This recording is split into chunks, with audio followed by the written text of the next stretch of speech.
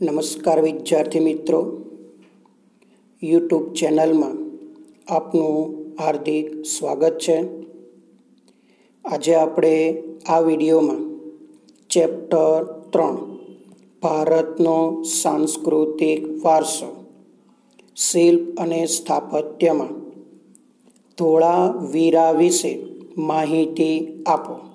3 ગુણનો સવાલ। ધોળાવીરા ટૂંક નોંધ લખો। જોઈએ તો હડપ્પીય સંસ્કૃતિનું સમકાલીન મોટું વ્યવસ્થિત અને પ્રાચીન નગર કયું હતું? ધોળાવીરા। કયું શહેર હતું? ધોળાવીરા, જે ભચાઉ તાલુકાના ખદીર બેટથી 2 કિલોમીટર દૂર આવેલું છે। ધોળાવીરા ક્યાં આવેલું છે? કચ્છમાં। કચ્છનો કયો તાલુકો? ભચાઉ તાલુકો। ભચાઉ તાલુકાના ખદીર બેટથી 2 કિલોમીટર દૂર આ ધોળાવીરા આવેલું છે। એટલે ધોળાવીરા ગુજરાતમાં, ગુજરાતના કયા જિલ્લામાં? કચ્છ જિલ્લામાં। કચ્છ જિલ્લાનો કયો તાલુકો? ભચાઉ તાલુકો। અને ભચાઉ તાલુકાના ખદીર બેટ પાસે આ ધોળાવીરા આવેલું છે। તો આ શહેર ક્યારે મળી આવ્યું? તો ઈસવીસન 1990માં રવિન્દ્રસિંહ બિસ્તના માર્ગદર્શન હેઠળ। ક્યારે? 1990માં રવિન્દ્રસિંહ બિસ્તના માર્ગદર્શન હેઠળ ગુજરાત રાજ્ય વિભાગે આ ટીંબાનું સર્વેક્ષણ કરી ત્યાં વિશેષમાં તેનું ઉત્ખનન, બાળકો ઉત્ખનન એટલે ખોદકામ, ઉત્ખનન એટલે ખોદકામ ત્યાં કરાવેલો છે। ટીંબો એટલે સામાન્ય ઊંચાઈ જેટલો મોટો ડુંગરો, પણ ઊંચાઈ કેવી હોય? સામાન્ય હોય, બરાબર છે, એને ટીંબો કહેવાય।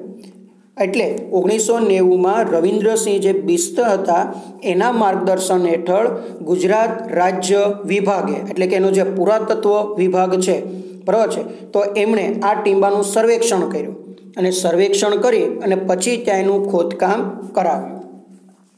ધોળાવીરામાં મળી આવેલા અવશેષોને આધારે ત્યાંના કિલ્લા, મહેલ અને નગરની મુખ્ય દિવાલો સફેદ રંગથી રંગવામાં આવી હતી।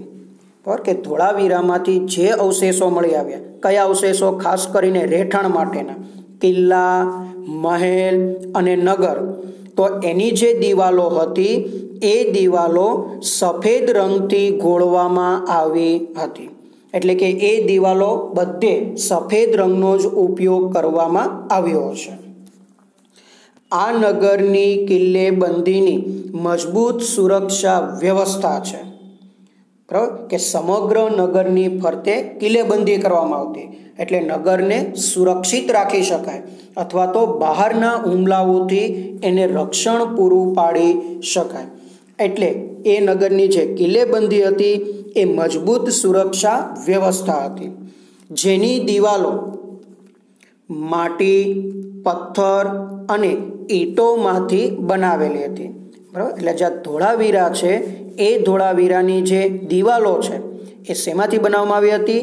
માટી, પથ્થર અને ઈંટોમાંથી બનાવવામાં આવી હતી। ધોળાવીરાની અંદર પીવાનું પાણી શુદ્ધ ગળાઈને આવે તેવી વ્યવસ્થા કરવામાં આવી હતી। જો બાળકો એવું કહેવામાં આવે છે કે ધોળાવીરાની અંદર શુદ્ધ પાણી માટેની જે વ્યવસ્થા હતી ને, એવી વ્યવસ્થા આજ દિન સુધી ક્યાંય જોવા મળતી નથી। એટલે કે નદીનું પાણી સીધું શહેરમાં પ્રવેશે એટલે એ શુદ્ધ થઈને ગળાઈને લોકો સુધી પહોંચાડવામાં આવતું, એવી રીતે એની વ્યવસ્થા કરવામાં આવી હતી। અને એ પાણીની શુદ્ધ કરવાની વ્યવસ્થા વર્તમાન સમયમાં પણ ક્યાંય જોવા મળતી નથી, જેની ખાસ વિશેષતા કહેવામાં આવે છે। એટલે ધોળાવીરામાં પીવાનું પાણી શુદ્ધ ગળાઈને આવે તેવી વ્યવસ્થા કરવામાં આવી હતી। આમ પાણીના શુદ્ધિકરણની વ્યવસ્થા અદ્ભુત ગણાય છે। કેવી ગણાય છે? અદ્ભુત ગણાય છે। કેમ કે નદીમાંથી ઓટોમેટિક એ પાણી શુદ્ધ થઈને શહેરમાં પ્રવેશતું, અને પછી લોકોને ઘરે ઘરે સુધી એ પહોંચાડવામાં આવતું. એટલે એવી વ્યવસ્થા હતી કે જે શુદ્ધ પાણી દરેક લોકોને પૂરું પાડી શકાય. કારણ કે આપણે આજના સમયમાં તેવી વ્યવસ્થા અપનાવી શક્યા નથી કે જ્યારે ધોળાવીરાના સમયમાં હતી એવી વ્યવસ્થા આજે આપણે અપનાવી શક્યા નથી.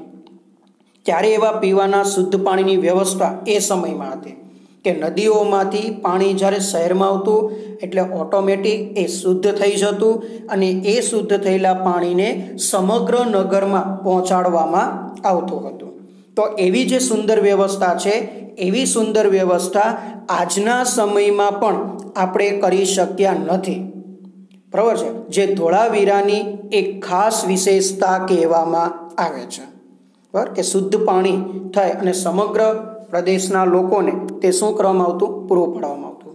તો આ હતી ધોળાવીરા વિશેની ટૂંકમાં માહિતી, ટૂંકનો 3 ગુણનો સવાલ.